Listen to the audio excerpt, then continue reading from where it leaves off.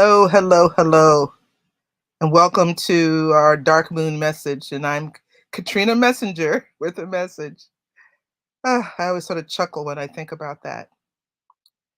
I wanted to share this evening a teaching that I have been focusing on within the order and my initiatory candidates. And it has to do with wealth. And I remember years ago I had started up a conversation, or I had tried to start up a conversation saying, what are the new ways we should think about success? And that went nowhere because folks couldn't conceptualize what I was trying to get at. And I didn't quite have the words at the time, but I knew there was something there. And now I have some words to wrap around wealth. Like, what is wealth? And this is important because we live in a world where we think of wealth, we think of the people, the wealthy people who we think of as the folks with the most money, like, Bezos and um, Musk and other folks, the world's richest, whatever, world's richest country, the world's richest individuals, the world's richest uh, companies, with the most cash available. We think about it almost entirely in the realm of money. And I'm reminded that, and when I say the term indigenous, I'm not saying that they're a monolith, but I'm saying that in many indigenous cultures, there's a different categorization of what is wealth. And usually it is something along the line, the wealthy man is the one who gives away the most.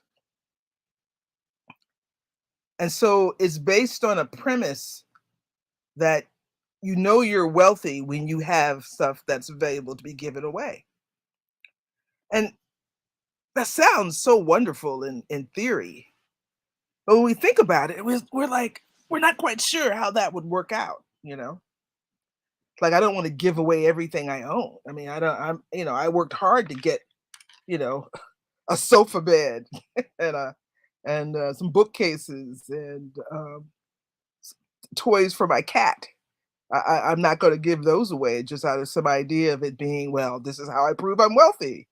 I don't know why I would ever want to prove that, to be truthful, because I'm not wealthy in that particular regards to money. But I made me start to think about how a message that the indigenous message that the wealthy man is the one who can give the most away. And how when we take such messages and such language and such teachings in through our contemporary lens, that it often gets warped and we don't really grasp what is being said. And so I come at it slightly from a different way. And this is something that I've said constantly in my teachings, is that you should always give from your surplus. Giving from your surplus means that you're giving from your strength. You're giving from the part of you that is most at play. And this is what I mean about learning who you are and say what is your personal personality type might help you in figuring out where you have the most, the strength, the category of what it is you do in the world, that when you're giving from your surplus, you're coming from that aspect of yourself that is the strongest for you. And so that knowing what that is very helpful, because then you can do that intentionally. So my stack for Myers-Briggs um, is that I'm an introverted intuitive, an INTJ. And introverted intuitives are very good at visualization, envisioning the future. We're very good at saying, there's this future here that is beautiful and sustainable and all that good stuff. As my friend Willow LaFay used to say, all the good juju, you know? Um, and I have this vision, and here are the steps to get you there, you know? with some scenario planning for, critical steps, that kind of thing. People like me are really good at that. And so why would I try to give from an aspect of myself that is not relatively or mostly centered in that surplus, this thing that I do really well, right? There's things I don't do well. I don't do well with interrupt driven systems like, retail sales. What? Oh, here. What? Oh, here. I worked in retail sales. It was completely stressful. And so knowing what my strength is and where I have over the years have strengthened and matured and honed those skills by an addition of knowledge and training and skill acquisition, all this good stuff, why wouldn't that be my surplus? And so giving from your surplus then means giving from that aspect of yourself that you have that is really wonderful, that is your best foot forward. So that's what giving from your surplus initially meant. But then I started putting it with this statement about the indigenous wealth. Um, and I said that they're saying the same thing I'm saying. And I just had this moment of yes, that every mystics have when they find unity amongst diverse concepts from different perspectives. I got really excited. So we're saying the same thing because because we don't quite understand the full extent of what that thing about your wealth is what you are capable of giving away. We think that we have to give till we hurt. And so yeah, then it would be like, oh, I'm gonna give away my sofa, give away my cat toys, my library. You ain't touching my library. But that idea doesn't fit with the idea that then how is it your wealth if you still need it, right? You don't give the food out of your mouth, right? You don't take the food out of your children's mouth to give away. We have to understand the concept is the one who has the most to give away is because it's a surplus that they hold on to what they need and they have more than what they need and therefore they are capable of giving it away.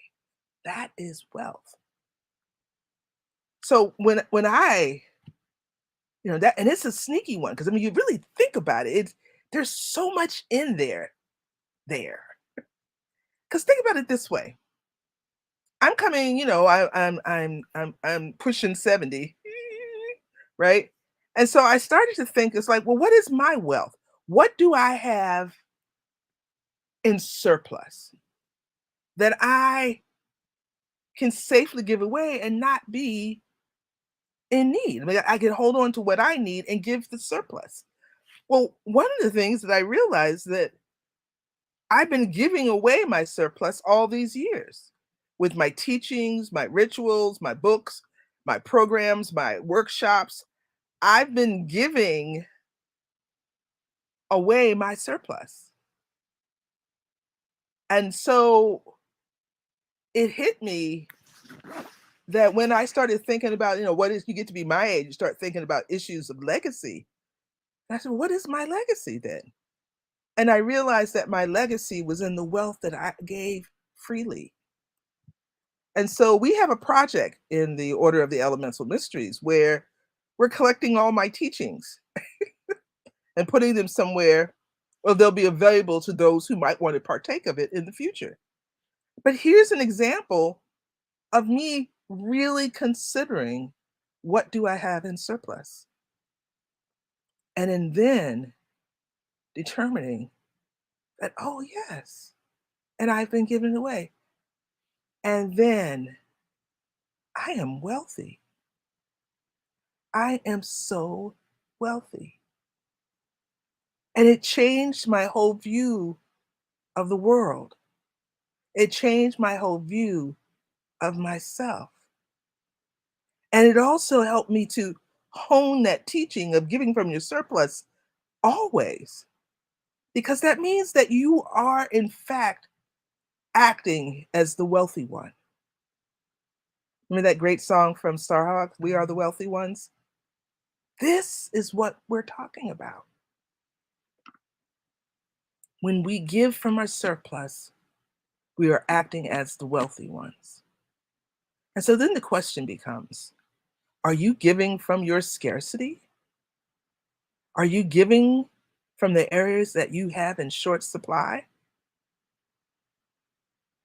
No wonder it hurts. No wonder it's hard. No wonder you go hungry, philosophically, physically, mentally, emotionally, whatever.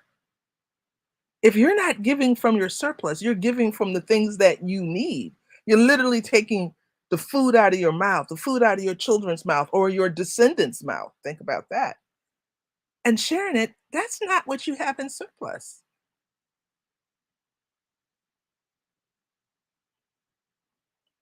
True wealth is to give what you have in abundance, what you have already taken for yourself, what is needed, and the rest is more than you need. And therefore, you freely give it. That's the mark of true wealth. We were talking recently about, if the money that Elon Musk threw away on Twitter, he could have wiped out, student loans for every student in the US. He could have paid off all of our mortgages. He could have made tuition free at all the universities. That is the problem when you count wealth as money.